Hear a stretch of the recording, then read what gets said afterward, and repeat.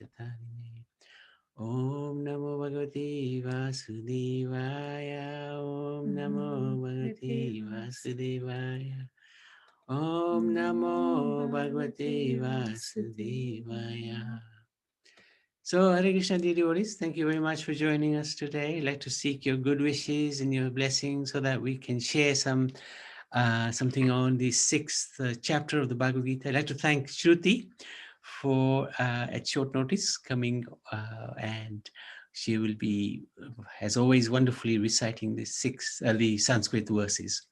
So the first 5 chapters of the Bhagavad Gita, we've done an overview. The first chapter, as we know, Arjun was feeling a little bit weak-hearted and he didn't want to fight. So he was telling Krishna, perhaps I should just go to the forest and give up the idea of winning this kingdom because it will cause so much bloodshed and we will destroy our fathers and grandfathers and it will be not good for the womanhood and crazy children will come due to the misuse of by men of their independence. Anyway, he was arguing all these things. And then in the second chapter, he surrenders to Krishna, realizing that actually this problem is much bigger than he thought. He can't just run away from it. And Krishna puts him on the spiritual platform straight away by talking about the Atma and his duties. And also Krishna describes the person who does his duty, how he talks, how he walks. Then the third chapter, Krishna describes by the beginning of Karma Yoga, that how one should do one's duty without attachment to the fruits, just to do the duty as a matter of obligation. And then in the fifth chapter, he describes how one can attach those fruits to the Lord. And then that becomes Karma Yoga in Krishna consciousness, which is very powerful. And the fourth chapter, he talks about transcendental knowledge, how knowledge is gained through the disciplic succession and by taking shelter of a guru, a spiritual master. So now, at the end, let me share the screen actually. Give a quick summary of what are we going to do now. So, 6th chapter, at the end of the 5th chapter, Krishna very briefly talked about this system of yoga called Astanga yoga, which is a strict and is regulated, focused regime of a yogi, of one who does tapasya. So a quick summary of this chapter. So at the end, he introduces this, and the 6th chapter, he talks about Dhyan Yoga. In the present day, millions of people worldwide practice elements of this path, primarily as Hatha Yoga. So many practitioners of yoga, they will do the physical practice of yoga. So they will sit and in the Padma position, or they'll do different asanas. But that's as far as it goes for them. It's just a physical exercise. There's no, yoga actually means to connect with the Supreme Lord. But that aspect of yoga has pretty much been lost into Hatha Yoga. So primarily they'll do it as a Hatha Yoga or Pranayam. They'll be doing the breathing exercises, which offers benefits for both physical and emotional well-being. But then the spiritual aspect is lost. Anyway, in this chapter, the path of Astanga Yoga is explained in its entirety. And there's 4 themes. In most of the chapters, there's 4 themes. So this one as well. So the first theme in this chapter is the state of the mind. That the Astanga Yoga is very difficult to practice in this age because our mind is not controlled. So Krishna explains the status of the mind. And then Arjun questions this practice as being very difficult. And then Krishna guides him. And he also asks Krishna, what happens to that spiritualist who can't achieve the result of his tapasya? Is he lost in the spiritual world? He hasn't got there. And he's lost in the material world because he's trying to give everything up. So is he in neither sphere? Where is he? And then Krishna describes also. So Krishna answers that question very, very nice, sweet answers. And then at the end, Krishna also describes who is the best amongst the yogis. So let's go into the Sanskrit verses. I think the first one, we do 9 verses. Yeah, that's right. Okay. Good. So thank you very much, Shruti. Would you like to recite? And the English, maybe Surinder, you haven't recited, you haven't spoken the English for a long time. So would you like to speak maybe 5 of the verses?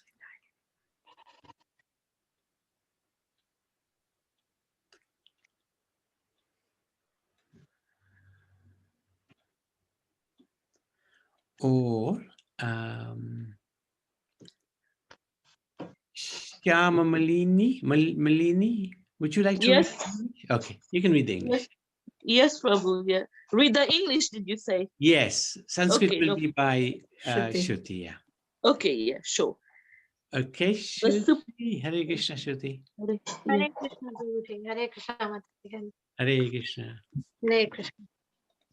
Okay, Prabhuji, I'll start. The first 9. You can do your invocation mantra. Very, very good. If you like. Of course, Prabhuji. The first 9 verses, right? Yeah, we're doing 9, and then we'll take a break. Okay. Yeah. Okay, Master. Om Namo Bhagavate Vasudevaya. Om Shri Paramatmane Namaha. Atha Shanchodhyayah. Shri Bhagavan Uvacha. Anashita karma phalam karyam karma karoti yah sasanyasti cha yogi cha nirna chakriyah. So, Sorry. Yeah. The Supreme Personality of Godhead said, one who is unattached to the fruits of his work and who works as he is obligated is in the renounced order of life, and he is the true mystic, not he who lights no fire and performs no duty. Yam sanyasamiti prahur yogam tam vidhi pandava nahyas sanyasta sankalpo yogi bhavati kaschana. What is called renunciation you should know to be the same as yoga, or linking oneself with the Supreme, O son of Pandu, for one can never become a yogi unless he renounces the desire for sense gratification. Arurukshor muner yogam karma karanam uchyate yoga rudhasya tasyaiva shamah karanam uchyate. For one who is a neophyte in the Eightfold Yoga system, work is said to be the means for one who is already elevated in yoga, cessation of all material activities is said to be the means. Yada hinendriyartheshu na karmasvanushajjate sarva sankalpa sannyasi yogarudhastadochyate. sorry, a person is said to be elevated in yoga when, having renounced all material desires, he neither acts for sense gratification nor engages in fruitive activities.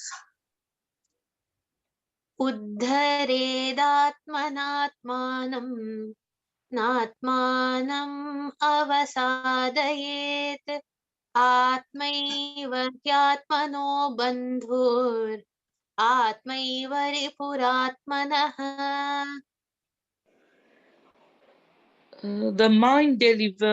One must deliver himself with the help of his mind and not degrade himself.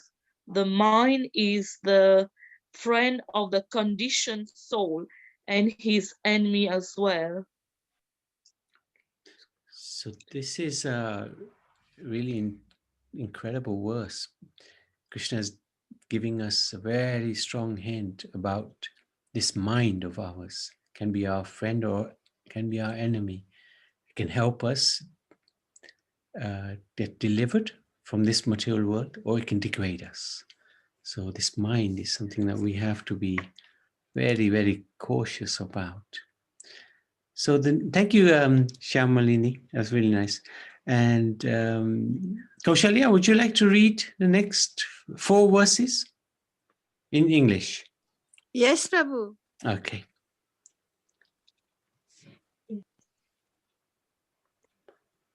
Bandhuratmatmanastasya Yenatmaivatmana jitah Anatmanastu shatrutve Vartetatmaiva shatruvat.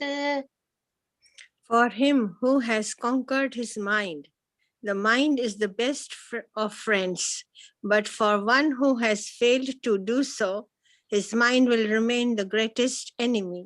So this is a really incredible instruction for that person who's conquered the mind, who can tell the mind, no, no, no, we can't do this.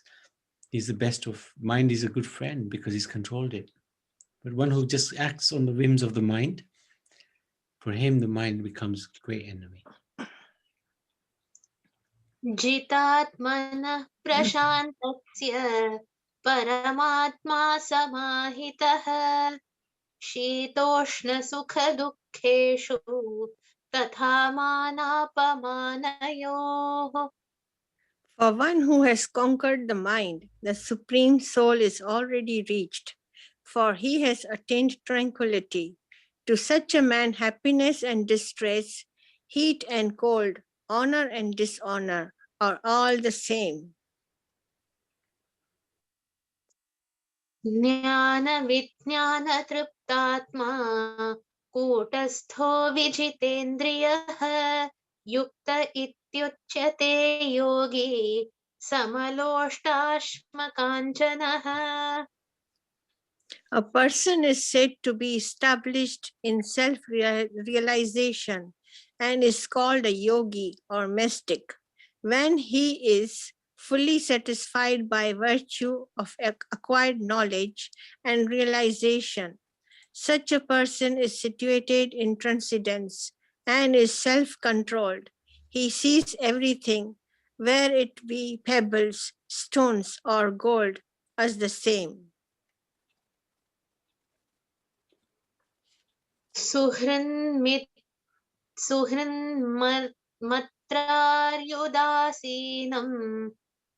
madhyasthadveshya bandhushu sadhushvapi cha papeshu samabuddhir vishishyate.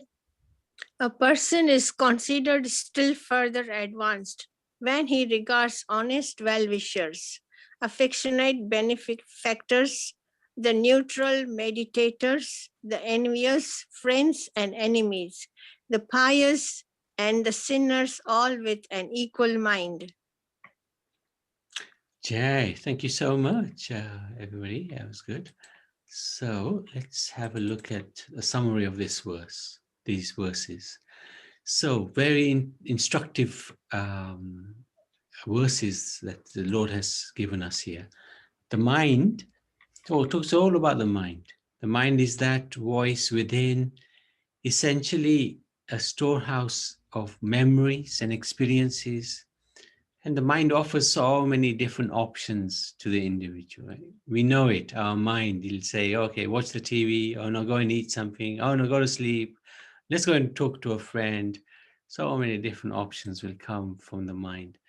And an uncontrolled mind, it will agitate, will provoke perhaps as well. Agitate in the sense, oh, that person did something wrong to you. Let's think about some revenge. It will misguide. Mind is, like we say, got a mind of its own. You know, it can be quite challenging. Mind can be very challenging when it becomes this misguiding instrument in our life. It entangles the soul within this world. So it can really bewilder us. We're having a thought and we're thinking that that thought belongs to the soul. It doesn't.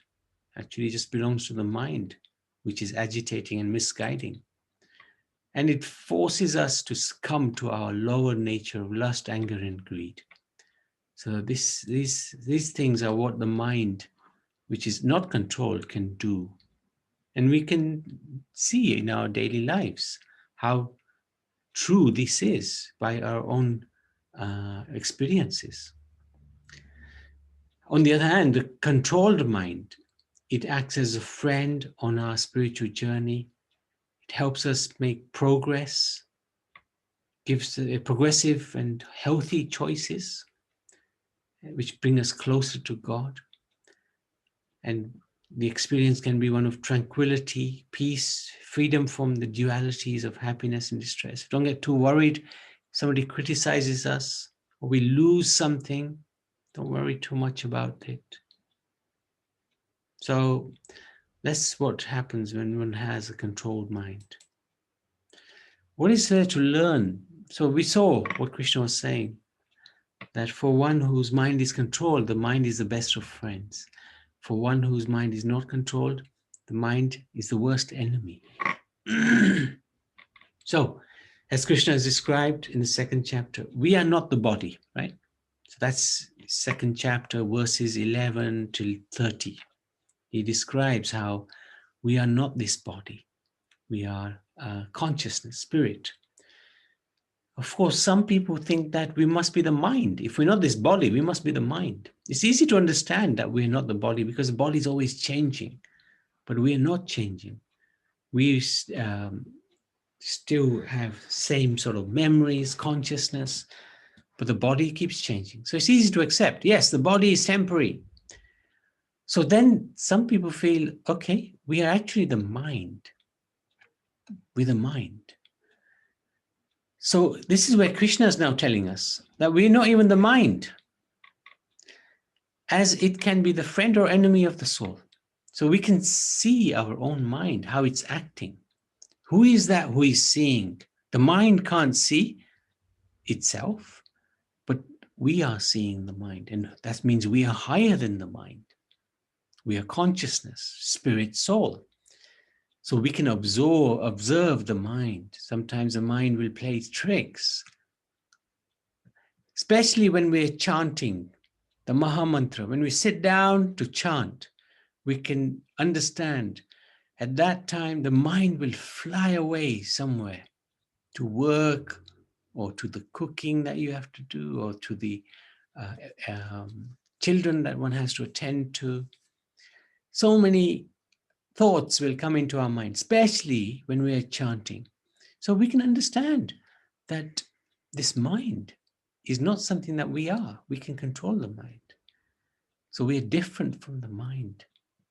Indeed, we can observe the mind. But because people always does what the mind dictates, the soul doesn't even come into the picture. Now, how do we understand this? Only when you start to meditate can you really feel the presence of the mind, because you can see the mind is running here and there. But normal course of people don't meditate. They simply live by the mind's dictates. Whatever the mind says, they do it. So that's why people don't distinguish between the mind and the soul. They think it's just one and the same because they don't try to control the mind. As soon as you try to control the mind, you realize, wow, this mind is so difficult to control. So because most people do what the mind says, that's why the soul doesn't even come into the picture. Nobody can understand the soul because they're simply focused on what the mind is telling them to do. That's what they do. But the mind may not be what the soul, what is good for the mind may not dictate what is good for the soul. This is the problem. And only when one is on a spiritual path, one can realize that the mind can be a devil or it can be an angel, depending on whether we've controlled it or not. So let's have a closer look at what is this mind. So this picture is quite instructive. This is the Atma, the passenger, and is driven by the intelligence who holds the reins. The reins are considered to be the mind. And the mind is trying to control the senses, 5 wild horses. So the senses are eyes, nose, ears, taste, and touch. Those are the 5 senses. We always want to taste something nice, feel something nice, smell something nice, hear something nice, like that. So these senses can take over the mind. If the mind is not strong, if we're not strong, the mind won't be controlled. And these senses will run ragged around us. We'll want to see something nice all the time, taste something nice. It's not a bad thing, but unfortunately, it can lead us on the wrong path very easily. So the mind's function is to control the senses, and the intelligence is higher than the mind. It tries to control the mind. And that person who can control the intelligence, control the mind through the intelligence, that person is peaceful and tranquil.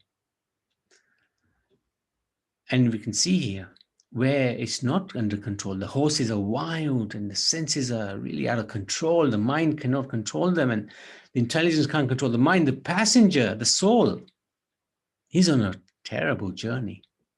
Not a very nice journey now. So the idea is to control the mind. And Krishna will describe how one can control the mind in the next section. So let's go to the next section.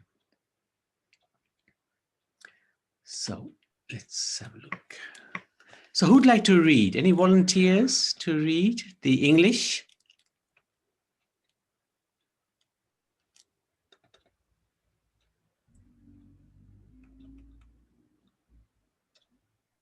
Hare Krishna Prabhu, I'll read. Thank you. Maybe you can read 10 verses because there's quite a lot now we're going to go through. So Okay. Shruti, we're going to go right up to verse number 32. From 10 to 32. Okay. That's right. That's right. Okay, Prabhuji. Thank you. Hare Krishna. Yogi yunjita satatam atmanam rahasi sthitah ekaki yatta chittatma nirashir aparigrahah.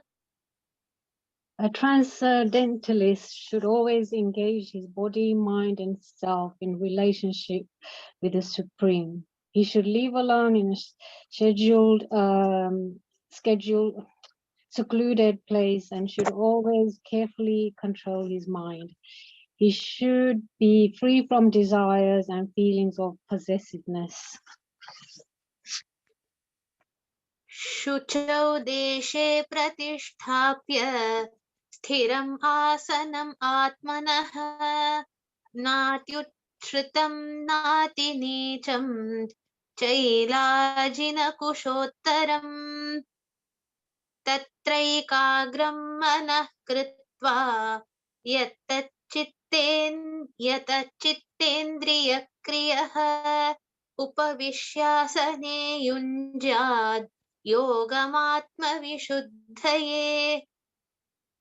To practice yoga, one should go to a secluded place and should lay kusha grass on the ground and cover it with a deer skin and a soft cloth. The seat should be neither too high nor too low and should be situated in a sacred place. The yogi should then sit on it very firmly and practice yoga to purify the heart by controlling his mind, senses and activities and fixing the mind on his one point, on one point. समं कायशिरो ग्रीवं धारयन् अचलं स्थिरः सम्प्रेक्ष्य नासिकाग्रं स्वं दिशश्चानवलोकयन् प्रशान्तात्मा विगतभिर्ब्रह्मचारिव्रते स्थितः मनः संयम्य मच्चित्तो युक्त आसीत मत्परः. One should hold one's body, neck and head erected in a straight line and stare steadily at the tip of the nose.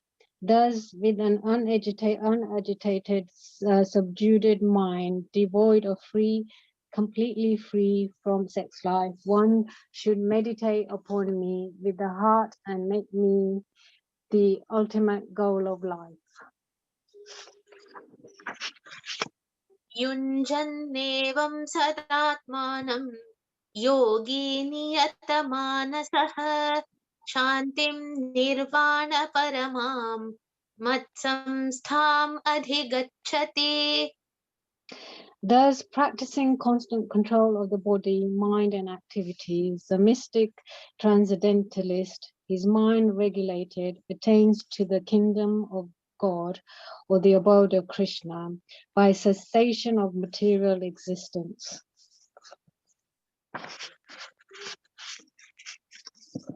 नात्यश्नतस्तु योगोऽस्ति न चैकान्तमनश्नतः न चाति स्वप्नशीलस्य जाग्रतो नैव चार्जुन.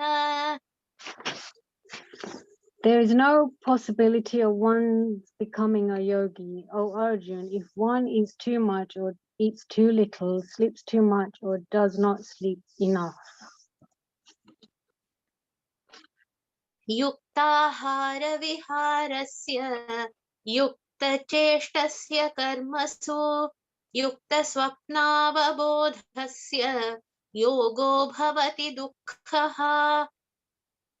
He who is regulated in his habits of eating, sleeping, recreation, and work can mitigate all material pains by practicing the yoga system. यदा विनियतं चित्तम् आत्मन्येवावतिष्ठते निःस्पृहः सर्वकामेभ्यो युक्त इत्युच्यते तदा. When the yogi, by practicing of yoga, disciplines his mental activities and becomes situated in transcendence, devoid all of material desire, he is said to be well established in yoga. यथा दीपो निवातस्थो नेङ्गते सोपमा स्मृता योगिनो यतचित्तस्य युञ्जतो योगम् आत्मनः. As a lamp in a windless place does not waver, so does a transcendentalist whose mind is controlled, remains always steady in his meditation on the transcendental self. Thank you so much. That was very good reading. I wanted to ask, Surinder, are you there? Would you like to read the English? Hare Krishna, Dandavat Nitai Gora, Hare Gol Prabhu. Hare Krishna. Very good. So maybe 10 verses you can read, huh? uh, the English translations. Okay, so this is a long one now. यत्रो परमते चित्तं निरुद्धं योगसेवया यत्र चैवात्मनात्मानं पश्यन्नात्मनि तुष्यते सुखम् आत्यन्तिकं यत्तद् बुद्धिग्राह्यम् अतीन्द्रियं वेत्ति यत्र न चैवायं स्थितश्चलति तत्त्वतः यं लब्ध्वा चापरं लाभं मन्यते नाधिकं ततः यस्मिन् स्थितो न दुःखेन गुरुणापि विचाल्यते तं विद्या संयोग वियोगं योगसंज्ञितम् स निश्चयेन योक्तव्यो योगो निर्विण्णचेतसा.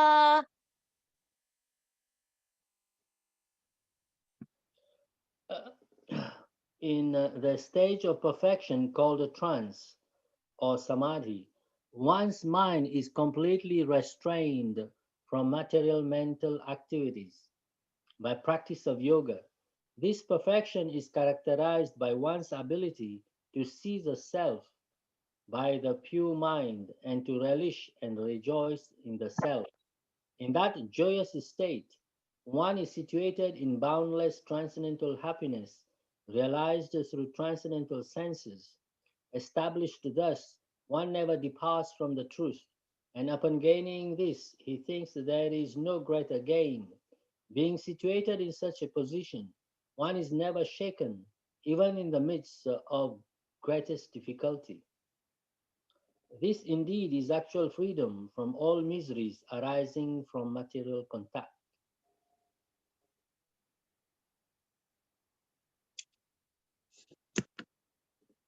Sankalpa Prabhavan. 1 minute, Prabhuji. I think the text that I have. It's fine. You did these two in the previous, so that's fine. Oh, That's absolutely fine. okay. So you can start with Sankalpa. That's fine. Oh, okay. So I think what has happened is in the previous portion where we had verses 20 to 23, I think only the first line of verse 23 was present. Tam vidya dukkha sanyoga viyogam yogasantnitam. Ah, that's it. And the That's second it. line, I think it got carried forward to further. Yeah. So if I'm not wrong, the 24th verse begins with Sankalpa Prabhavan Kama. That's right. Very good. Very good. Okay, Prabhuji, I'll continue. Sankalpa Prabhavan Kaman Tyaktva Sarvan Asheshatah Manasaivedriyagramam Viniyamya Samantatah. Okay, there's one more after that. Shanair Uparame. You're fine. You're fine. You're Okay, fine. okay. Yeah. You're fine. Good. Nitai Gaur Haribol, shall I read the translation? Yes. One should engage oneself in the practice of yoga with determination and faith and not be deviated from the path. One should abandon without exception all material desires born of mental speculation and thus control all the senses on all sides by the mind. शनैः उपरमेद् बुद्ध्या धृतिगृहीतया आत्मसंस्थं मनः कृत्वा न किञ्चिद् अपि चिन्तयेत्. Gradually, step by step, one should become situated in trance by means of intelligence, sustained by full conviction, and thus the mind should be fixed on the self alone and should think of nothing else. Yato yato nishcharati manaschanchalam asthiram tatastato niyam yetad atmanyeva vasham nayet. From wherever the mind wanders due to its flickering and unsteady nature, one must certainly withdraw it and bring it back under the control of the self. Prashantamanasam hyenam yoginam sukham uttamam upaiti shantarajasam brahma bhutam akalmasham. The yogi whose mind is fixed on me verily attains to the highest perfection of transcendental happiness. He is beyond the mode of passion. He realizes his qualitative identity with the Supreme, and thus he is freed from all reactions to past deeds. Yunjannevam sadatmanam yogi vigata kalmashaha sukhena brahma samsparsham atyantam sukham ashnute. Thus, the self controlled yogi, constantly engaged in yoga practice, becomes free from all material contamination and achieves the highest stage of perfect happiness in transcendental loving service to the Lord. Sarvabhutastham atmanam sarvabhutani chatmani ikshate yoga yuktatma sarvatra samadarshanaha. A true yogi observes me in all beings and also sees every being in me. Indeed, the self realized person sees me, the same Supreme Lord, everywhere. Yo mam pashyati sarvatra sarvam cha mai pashyati tasyaham na pranashyami sacha me na pranashyati. For one who sees me everywhere and sees everything in me, I am never lost, nor is he ever lost to me. Sarvabhutasthidam yo mam bhajatyekatvam asthitah sarvatha vartamanopi sayogi mai vartate. Such a yogi who engages in the worshipful service of the Supersoul, knowing that I and the Supersoul are one, remains always in me in all circumstances. Atmaupamyena sarvatra samam pashyati yojuna sukham va yadi va dukkham sayogi paramo matah. He is a perfect yogi who, by comparison to his own self, sees the true equality of all beings in both their happiness and their distress, O Arjuna. Yeah, thank you so much. Very good. Haribo. So this is really the essence of Astanga Yoga, which Krishna gives to Arjuna, and it's quite challenging. So one way to control the mind is through the process of Astanga Yoga, and that includes Dhyan Yoga. Dhyan Yoga is where you focus the mind, you focus it on a tip of your nose, and different ways to keep that control of the mind through the practice of meditation. And Krishna explains, you got to live in seclusion on your own somewhere, far away. Practice celibacy.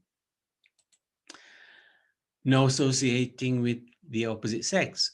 And under strict regulations of eating and sleeping. And the yogi would sit in a perfectly erect position, focusing his consciousness on the Supreme.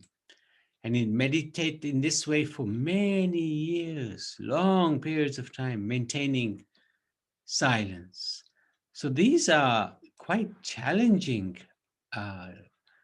conditions to practice Astanga Yoga, Dhyana Yoga. However, Krishna recommends that this is, if you want to control the mind, this is a process. Now, why did Krishna do this? Why did Krishna give him this difficult task to saying to him that if you really want to go to the forest, then this is what you have to do. So he wanted to stop fighting and he wanted to go to the forest. So Krishna, he blinds him with the science of Dhyan Yoga, what he's got to do in the forest. So you think you can live like this in seclusion? You've been with family all your life? You think you can practice celibacy? You're a Kshatriya? And eating and sleeping? You think you can control that? And sit in the yogic position, focused on the Supreme Lord for many years at a time, maintaining silence? You think you can do that? So we'll see his reaction in the next section. But this is really challenging, not just for Arjun, but especially for us. The science described by Krishna is difficult to practice in its entirety in this age of Kali. And this is what Krishna wanted Arjun to understand. He wanted to show Arjun that he cannot become a sannyasi in the forest. His nature won't allow him. His nature was one of Kshatriya, fighting nature, not a peaceful nature, maintaining silence. So it's not suitable for you. Krishna was trying to demonstrate to him that it's not suitable for you to think the way you're thinking, because you're not a Brahman. You are not somebody like a yogi. So what do we learn out of this? Well, there's a very interesting verse in this section. Let's just go to it. It's text number 16. If we have a quick look at text number 16, Krishna explains what the yogi does. There's no possibility of becoming a yogi, O Arjun. If one eats too much, eats too little, sleeps too much, or does not sleep enough. So this is a good takeaway from this. If we want to connect with the Supreme Lord, these 4 principles are quite interesting. And we should think about putting this into our lives, into practice. Not difficult at all.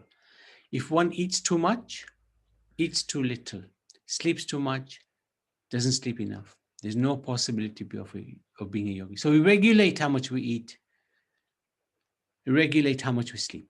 Don't oversleep, don't overeat. Don't undersleep, don't undereat. So this is a really nice lesson to take from chapter 6, the second lesson. This will help us in our spiritual practice. So I think we got time. Yeah, let's go for the rest of it. So who'd like to read? Any volunteers to read? Can I read the English, Prabhuji? Oh, very good. Yes, Yogini. Very good. If I do mistake, please apologize. Don't worry. Yeah, don't worry. Thank you. Thank you. Hare Krishna. Hare Krishna. Arjuna uvacha yoyam yogastvaya proktah samyena madhusudana etasyaham na pashyami chanchalatvat sthitim sthiram. Arjun said, "Oh, Madhusudan, the system of the yoga which you have summarized appears impractical and understandable to me. For the mind is restless and unsteady. Chanchalam himana Krishna pramati balavadridham tasyaham nigraham manye vayoriva sudushkaram." I can't see the 35 text English translation in 35 text, Prabhuji. Yes, thank you. No, still, is it 34 or 30? 34. Thank you, Sutiji. The mind is a restless, terrible, obstinate, and very strong. Oh Krishna, and to subdue it, I think. Sorry, I need to know. is more difficult than controlling the wind. So this is it. Arjun's put his case. Krishna, the system of yoga you teaching, can't do it. Can't do it. My mind is restless, turbulent, obstinate, very strong. It's easier for me to control the wind with my Gandiva than to control the mind. So he's put his case on to Krishna. Can't do it. So let's see what Krishna says. Shri Bhagavan Uvacha Asamshayam Mahabaho Mano Durnigraham Chalam Abhyasena tu Kaunteya Vairagena cha Grihyate. Lord Shri Krishna said, "O mighty son of the Kunti, it is the absolutely very difficult to resettle the mind, but it is possible by a suitable practice and by the detachment." Detachment, yes. Now, so Krishna acknowledges, yes, you're right. It is difficult to control the restless mind. But then Krishna also gives him a solution. And this solution is also for us. Two things by which we can control the mind. Practice. So if it goes, when we're chanting, the mind goes somewhere, you bring it back. It goes somewhere, you bring it back. And detachment. Detachment means don't worry too much. Don't be too attached to our material possessions, because one day they will be all lost. So that sense of detachment will help us also control our mind. Okay. Asamyatatmana yogo dushprapa iti me matihi vashyatmana tu yatata shakyo vaptum upayatah. For one whose mind is unbearable, self-realization is difficult to work, but the whose mind is a control and whose strives by appropriate means is assured of success. That is my opinion. Arjuna uvacha ayati shraddhayopeto yogacchalitamanasah aprapya yoga samsiddhim kam gatim krishna gacchati. Arjun said, "O Krishna, what is the destination of unsuccessful transitionalist? Sorry. Who in the beginning takes the process of self-realization with faith, but who later disaster due to worldly mindless and thus does not attain the perfection in my system." Is it system? Mysticism. Yes, systems.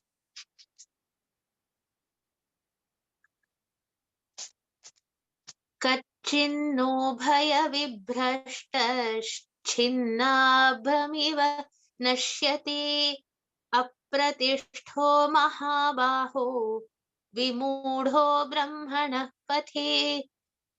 O mighty Krishna, does not such a man who is the believed from the path of the transgress fail away from both the spiritual and material success and perishes like a raven could with no position in my sphere? Very good. Thank you so much, Yogini. Thank you, So Prabhuji. here, Krishna is being asked by Arjun, what happens to that person who doesn't, you've given such a difficult path. What happens to that person who doesn't succeed? Is he neither in the spiritual world because he's failed, nor is he in the material world because he started to become detached and everything, and then he's given everything up and he's lost that as well? So then it's very interesting to see Krishna's answer to that. Very, very nice answer. Who'd like to read? Anybody left? Sonia, would you like to read? I would like to read Prabhuji. Yeah, okay, Prabhuji. Okay.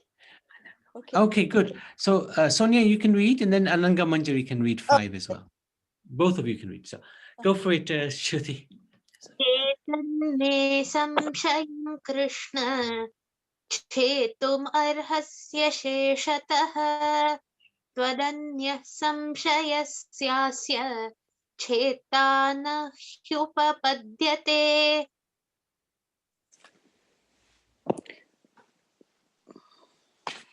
This is my doubt, O Krishna, and I ask you to dispel it completely.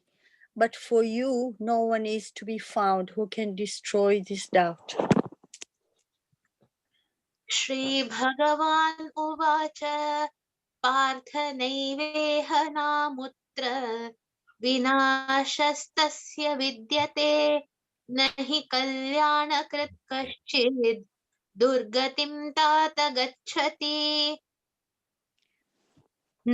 Okay. The Supreme Personality of Godhead said, Son of Pratha, the transcendentalist engaged in auspicious activities does not meet with destruction either in this world or in the spiritual world. One who does good, my friend, is never overcome by evil. So this is a wonderful answer. Krishna is saying that person who fails, he's still not lost anything. He has still not lost anything. One who does good is never overcome by evil. प्राप्य पुण्यकृतां लोकान् उषित्वा शाश्वती समाः शुचीनां श्रीमतां गेहे योगभ्रष्टोऽभिजायते. The unsuccessful yogi, after many, many years of enjoyment on the planets of the piously living entities, is born into a family of righteous people or into a family of rich aristocracy.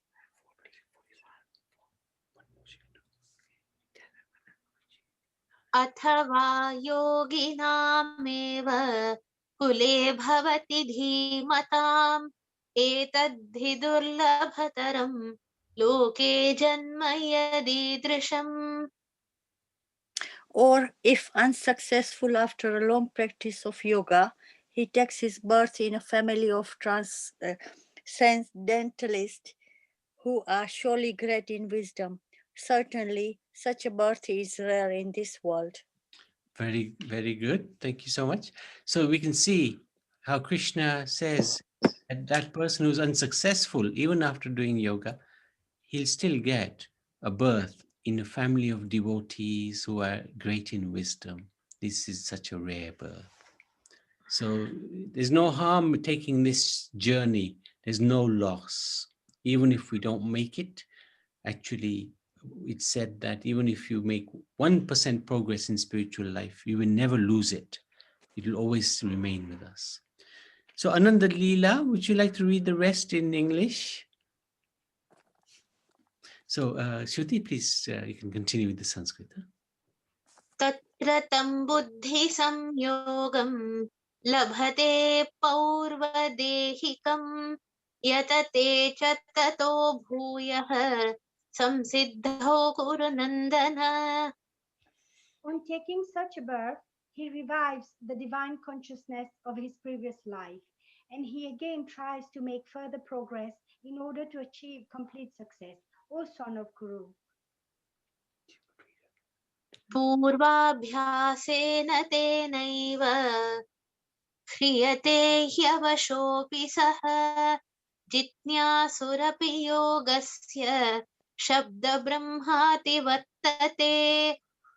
By virtue of the divine consciousness of his previous life, he automatically becomes attracted to the yogic principles, even without seeking them, such as inquisitive transcendentalist stands always above the ritualistic principles of the scriptures.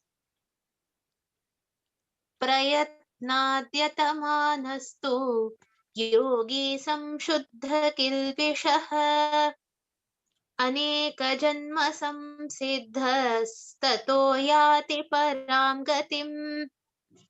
And when the yogi engages himself with sincere endeavor in making further progress, being washed of all contaminations, then ultimately achieving perfection after many, many births of practice, he attains the supreme goal.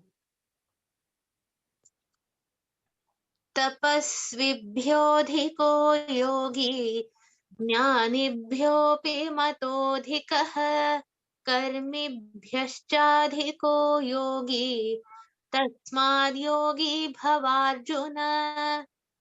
A yogi is greater than the ascetic, greater than the empiricist, and greater than the fruitive worker. Therefore, O Arjuna, in all circumstances, be a yogi. योगिनाम् अपि सर्वेषां मद्गतेनान्तरात्मना श्रद्धावान् भजते यो माम् समे युक्ततमो मतः. ॐ तत्सदिति श्रीमद्भगवद्गीतासु उपनिषत्सु ब्रह्मविद्यायां योगशास्त्रे श्रीकृष्णार्जुनसंवादे आत्मसंयमयोगो नाम षष्ठोऽध्यायः. हरे Krishna. Yay. Thank you And so of much. all yogis, the one with great faith, who always abides in me, thinks of me within himself, and renders transcendental loving service to me, he is the most intimately united with me in yoga and is the highest of all. This is my opinion. Jai, sixth chapter, Ki Jai. Thank you, Nandalila. Thank you, Shruti. Very, very good. So, we did a few themes at the same time then, right to the end of sixth chapter. First one, Arjun says, can't do it, too hard. My mind is too strong. And Krishna says, it's possible. It is possible. The mind is strong, but you can do it by practice and detachment. So that's one theme. And the lesson from that is to chant. When we chant japa, Hare Krishna, this is going to test how controlled our mind is. And if we're chanting Hare Krishna, Krishna Krishna, Hare Hare, Hare Ram, Ram Ram, Hare Hare, and we can focus on the sound of the holy names throughout our chanting, then our mind is our friend. And if we can't, then we have an uncontrolled mind, which may be our worst enemy. So we can practice by chanting Hare Krishna. So at home, try this. Try chanting one round and just focus on the sound of the holy names. Hare Krishna, Krishna Krishna, Hare Hare, Hare Ram, Ram Ram, Hare Hare. See what the mind does. If the mind stays on the sound vibrations, that's really good. But if the mind keeps wandering, then the mind needs to be controlled. So second theme was Arjun asking the question, what happens to that person who fails? You know, he takes to this path of yoga, he doesn't make it. What happens to him? Is he in no man's land because he's tried the spiritual path, at the same time he's given up his material pleasures? So he's in no man's land. And Krishna appeases all such fears by explaining that whoever takes a genuine spiritual process is eternally benefited, even if they don't perfect it. Even if we don't complete it in one life, we carry on in the next life from the same point. And the individual thus evolves towards spiritual perfection. So the lesson from this is, when we take shelter of Krishna and perform bhakti, it is never lost. Never lost. The Lord also magnifies our contribution. He would not look at the bad qualities. He will only look at the good. And the examples are many examples. Putana, She came to poison Krishna, but Krishna accepted her milk as service. Right? Her intention was to kill Krishna, but Krishna turned it into a positive by accepting the milk she was giving him, the poison she was giving him, but he accepted it as milk. Agasur, the snake who swallowed the cowherd boys. For one moment, he thought, wow, these cowherd boys are so happy. Wonder what it's like. And that just one moment's thought allowed Krishna to send Agasur to the spiritual world. Shishupal, he insulted Krishna again and again and again and again. Krishna never accepted those insults as insults. He took them as compliments, and he liberated Shishupal. This is the beauty of Krishna. So, but we are so fortunate. We engage favorably towards Krishna. How much more he becomes happy. If he's accepts Putana, Gasur, and Shishupal's negative devotion, how much he will accept the positive devotion. So we should always try to perform bhakti. And then this is the theme of the last part of the chapter. He explains who is the best yogi. And Krishna concludes that that person who is fully conscious of God. Hang on, let's just read that actual very, very nice verse. The last verse. Of all yogis, the one with great faith who always abides in me, thinks of me within himself, renders loving devotional service to me. He is most intimately united with me in yoga, and it's the highest of all. This is bhakti yoga. So we must always be practicing bhakti yoga with great faith and thinking of Krishna all the time. And when we do that, he becomes very merciful. So in the age of Kali Yuga, we have very easy access to bhakti yoga. We're very, very fortunate. All we have to do is chant Hare Krishna, Krishna, Krishna, Hare Hare, Hare Ram, Ram Ram, Hare Hare. There's no easier path in this age of Kali Yuga than chanting the Mahamantra, especially this Mahamantra that we chanted just now. So I wanted to stop there. Any questions? Anybody like to ask anything? Or anybody like to share anything that you've heard that you think you can relate to or not relate to?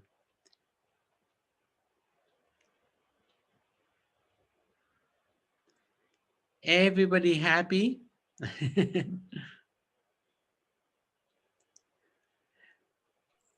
Let's pick on a few people. How about Mr. Saha? Is something you want to share? No, it's okay, fine. No, please. You can share something. No, it's fine. Not today. Thank you. Renuka? Oh, Sonia. You'd like to say something? No, I'm just happy the way you explain about Putna, Agasur, Bhakti, and chanting was the most thing, because my mind roams everywhere when I chant. It's so difficult. Yes. But I'm trying. Yes, very good. Because the mind is like that. And you said the right thing. I am trying. That's very important. I have to, yeah. Yeah. And when we try, Krishna helps us, because he also understands this is Kali Yuga. This is not an easy age. And anybody who's even making a small effort, he will give a big effort, Sure, yeah. Thank you, Prabhuji, and thank you, Mataji. Hare Krishna. Thank you so much. Sonia. So, Renuka, anything you'd like to share? Any questions you'd like to ask? No, Hare Krishna, but yeah, I was just saying it was nicely read by Shrutiji and nicely explained by you in terms of controlling the mind. But like you said, I think the chanting does help.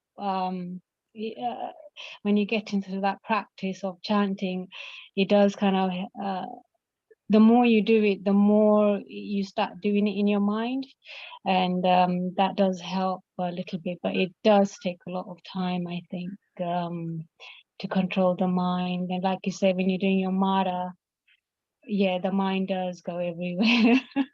So that's very difficult to control. Yes. One way to do it is to just think that when I'm chanting the Maha Mantra, Krishna is physically present. He's physically present before us. When I'm chanting Hare Krishna, he's there, because that is the holy name. He's independent and he's actually present. And the holy name of Krishna is even more powerful than Krishna himself. This is the most extraordinary thing about the holy name. He's independent of Krishna. He's more powerful than Krishna, but he's Krishna himself. So it's a little hard to understand, but just we can, when we're chanting, we can just think, you are present in your name. Yeah, but I remember you saying in one of the other sessions that not to sit in front of the deities and do your mara, because then you're looking at the deities and saying, oh, that's nice and that's nice. So is that a bad thing then too? It's not a bad thing. No, it's a good thing. But in order to chant, completely chant, engross yourself completely in the chanting, it may be a little distraction. Maybe a little distraction. There's no harm looking at the deities, but then if you start focusing on the deities, you've forgotten the chanting. Yeah, but sometimes I feel you feel like when you're sitting in front of the deities and you're looking at the different things, then at least your mind is still focused on that and not anything else. So because Good if you point. you That's a sit there good point. working with the Mara, then you do find you're looking at other things and your mind wanders. So yeah, but I can understand what you're saying. That the focus should be on the actual mantra that you're chanting. But you're right. You're absolutely better to be focused on the Lord than something material. Yeah, very good point, Renuka. No, but it was a good session. So thank you very much. Hare Krishna. Hare Krishna. Very nice point, though. Surinder, anything you'd like to share? Hare Krishna, Dandavat Nitai Gaur Haribol Prabhu. Hare Krishna. Yes, while chanting Hare Krishna Mahamantra, we should also bear in mind like our mood of chanting, our mood of devotion, as it is said in Brahma Samhita as follows. Yam krodha kama sahaja pranayadi bhiti vatsalya moha guru gaurava sevya bhavai sankintya tasya sadrishim tanuma purete govindam adipurusham tamaham bhajami. Those who cultivate their thoughts of him through anger, amour, natural friendship, fear, parenthood, delusion, reverence, and servitorship attain to bodies of a form and nature appropriate to the mood of their meditation. I worship that primal Lord Govinda. Therefore, our mood, the best way is to recite Shikshastakam verses to properly establish our devotional mood as instructed by Gauranga Mahaprabhu. Yes. In this mood of Shikshastakam, then we chant Hare Krishna Mahamantra, and also bearing in mind, while we chant Hare Krishna Mahamantra, we have to avoid the 10 offenses to the holy name. Sometimes it's like that, some devotees may go do window shopping and at the same time chant japa. In this way, it is inattentive chanting, and that's considered offense. So Yes. we should have like best time Brahma Muhurta time chanting japa. Yes. Yes, in a very regulated way is better, and we may chant our prescribed rounds of Hare Krishna Mahamantra. And when we are outside, we are going somewhere, we may also chant Gaur Nitai or Jai Sachinandana, like that. whereby there is no consideration of any offense in chanting the name of Jai Sachinandana, Jai Gaura Nitai, Nitai Gauranga. Anytime, any place, and sometimes if it happens that even if it is inattentive, there is no consideration of offense with Gaura Nitai name. But Hare Krishna Mahamantra, we must make sure that we are chanting attentively. Very good. Very nice. Nitai Gaur Hari Bol. Thank you. Oh, very nice point. Thank you so much, Surendra. Very good. Thank you. Nitai Gaur Hari. Yogini. Yes, Prabhuji. No, I'm happy. The Shruti did really good. She's Sanskrit. amazing. No, it's really good. And you explained about the Dhyan, yoga, and chanting, because it's really like Krishna said to Arjun to make your mind sthita pragnasya, but it's really hard to make a mind to sthita pragnasya when you're chanting or in yoga or something, because we live around people and life in samsara, so it's hard to do that. But we have to try our best to go near the God, close near the God. It takes time, but we have to try to do that too in our life as well. Very nice. Good points. Thank you. Thank you to you, bro. Thank you for giving me a chance to read English. Sorry if there's any mistake in there. Oh, no, I'm that's not that no, good in no that. mistakes. You're good. Yeah, no mistake. And Shruti is amazing. Shruti? Yes, she is amazing. Yes. She's really good to explain to slokas and all these things. Yes. It's a God gift to her. Hare Yeah, Krishna gift to. for sure. Anything you'd like to Thank say, you so much, Shruti? Mataji. Thank you so much. That's very kind of you to say. Yeah, really good. You're very special. Anything you'd like to share, Shruti? Nothing in particular, Prabhuji. I was just reminded of one particular line in Sanskrit. When you mentioned the Hare Krishna Mahamantra is very special. It is different from the Lord, yet it is the Lord Himself. I know. I was reminded of this line that I have heard about. It's about the Bhagavatam, actually. Right. Srimad Bhagavatakloyam Pratyaksha Krishna Evahi. So it actually means the Bhagavatam is an embodiment of the Lord Himself. It is the Lord Himself. So Right. I was reminded of that line when you mentioned that. So I just thought I would share it. No, thank you. Thank you so much. Thank you, You have a nice Prabhuji. insight. Very nice. Thank you. Thank you, Prabhuji. Thank you. All glories to the Lord. That's right. And Shyamalini, anything you'd like to share? Yes, Prabhu. No, I wanted to just ask you something. When we do the Maha Mantra lying down in bed, sometimes. It's the beauty of Maha Mantra is you can chant any condition, no problem. Anytime, yeah, anytime as well. Anytime, any condition, no problem. That's good. Our yes. core 16 rounds should be done nicely.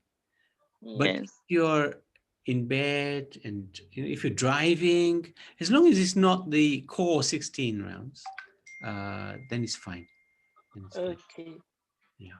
That's all I wanted to ask. Because we should always be in the habit of chanting, always chanting. Even it might be inattentive, but as long as it's not our core rounds, because as soon as you're always in the habit of chanting,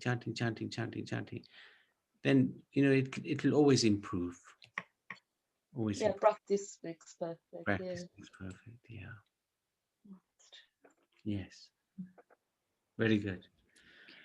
Okay, Hare Krishna. Thank you so much. So we can finish then. And thank you everybody for attending, and looking forward to seeing everybody shortly.